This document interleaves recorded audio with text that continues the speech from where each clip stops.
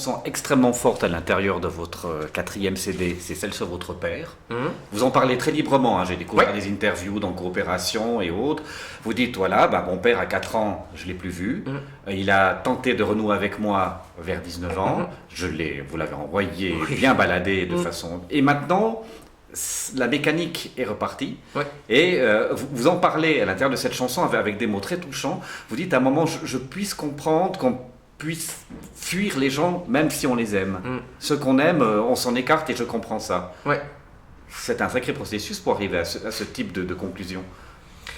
Disons que ma condition pour revenir vers mon père quand j'ai eu 24 ans, quand je l'ai retrouvé, c'était de dire on ne reparle plus de pourquoi.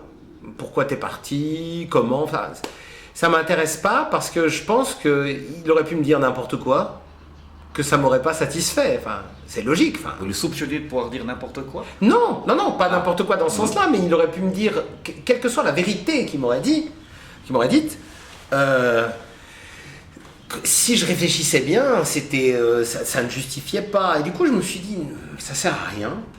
Et je crois que j'ai compris, effectivement, avec le temps, il y a des circonstances dans la vie où parfois on peut casser avec les gens qu'on aime, partir même loin de ses enfants. Ça me paraît inconcevable à moi, mais je crois qu'il y a des choses dans la vie où on doit être à même de comprendre un peu qu'est-ce qui se passe dans la tête des gens, surtout quand ils font quelque chose d'extrême comme ça. Et certains risquent leur vie. Il y a des fois des pères de famille qui vont faire, je sais pas, du parachute toutes les semaines, qui vont faire des sports extrêmes, etc. Jump, c'est ça. Ça n'a pas du genre. C'est ça. Ils prennent un risque aussi.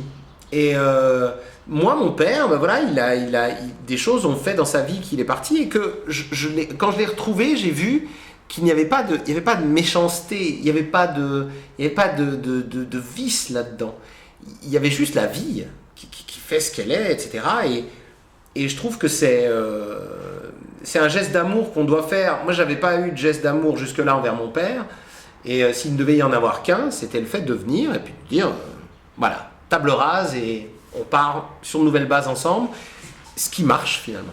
C'est pas un hasard non plus si le début de cette chanson, je suppose que c'est Arthur, votre fils, qui dit les paroles a cappella comme ça. C'est vrai, parce que lui, il sait pas que mon père, je l'ai pas connu aussi longtemps. En tout cas, il se rend pas compte que son grand-père n'était pas dans ma vie à son âge, par exemple.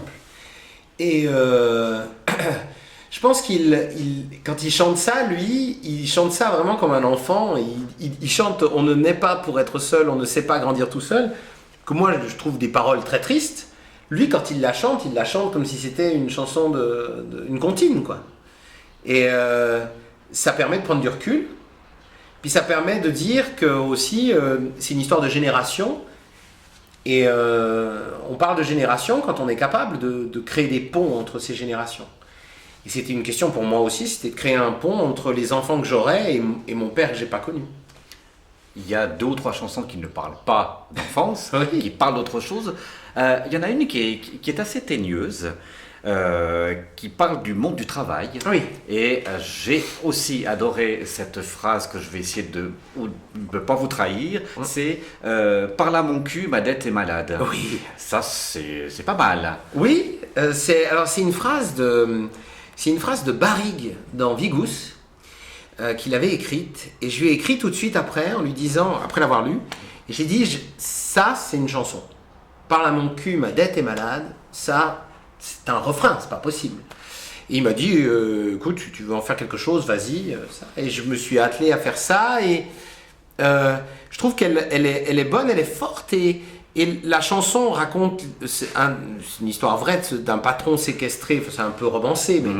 d'un patron séquestré par ses employés parce que voilà, ça va pas. Alors je sors le disque, 2 semaines après il y a le striptease à Air France organisé par... Tomber la chemise, etc. C'est ça, c'est terrible que ça se répète. Et d'un côté c'est choquant et d'un côté ça ne l'est pas parce que c'est l'exemple type de la mondialisation rapportée au rapport humain. C'est-à-dire que c'est un patron qui licencie des gens. Ces gens-là ont un rapport très humain dans la façon de voir les choses. Ils disent, tiens mon gars, viens voir par ici, clac, je vais te faire la même chose. Moi aussi, je vais te priver de certaines choses. Moi aussi, je vais te faire comprendre le sentiment de frustration que je ressens. Et on s'en étonne, mais en même temps, c'est juste, je sais pas, quelque chose de violemment humain dans un monde géré par l'économie. Avec une phrase hyper cynique, les riches vont plus aimer les pauvres. Ah oui, s'ils font ça, les riches vont plus aimer les pauvres. Et ça me paraît évident. Ils devraient penser à ça, c'est vrai, je me dis... Mais les patrons doivent se dire ça. J'ai des fois des discussions, non pas avec des patrons, mais avec des gens qui n'ont pas les mêmes forcément idées que moi, et qui disent oui, non mais alors c'est vrai, alors, les ouvriers, après évidemment on va pas les aimer, mais je pense qu'ils attendent ni d'être aimés, ils attendent juste d'être considérés à la hauteur de leur travail, etc. Et c'est ça qui est dingue, c'est que dans un geste comme ça, ou comme ce qui s'est passé à Air France, ils réfléchissaient pas à leur popularité, quoi. Je rappelle que vous êtes prof quand même de français. Oui. Donc vous leur enseignez l'anarchie, à vous écouter comme ça. Non, pas du tout. J'enseigne le français, ce qui est bourré de règles, incompréhensibles et tout ça. Oui. C'est vrai, il y a un peu d'anarchie là-dedans, mais c'est pas... Ce que je veux dire, c'est que, après ça c'est mes opinions à moi, mais c'est ce qui m'intéresse dans le fait de faire des chansons, c'est quand l'être humain, tout d'un coup, prend une place qu'il n'avait pas jusque-là dans quelque chose qui n'était pas humain. L'immigration, c'est la même chose, il y a une chanson là-dessus. Oui, on allait y venir, justement. Voilà, je vous laisse y venir, alors, non, si vous voulez en enchaînez, parler. Enchaînez. C'est ça, c'est que on parle de flux migratoires, on sort des chiffres, et tout d'un coup, il y a un enfant mort sur une plage. Et c'est ça qui est choquant, c'est qu'en fait, on n'a jamais réfléchi à l'humain qu'il y avait derrière ces chiffres.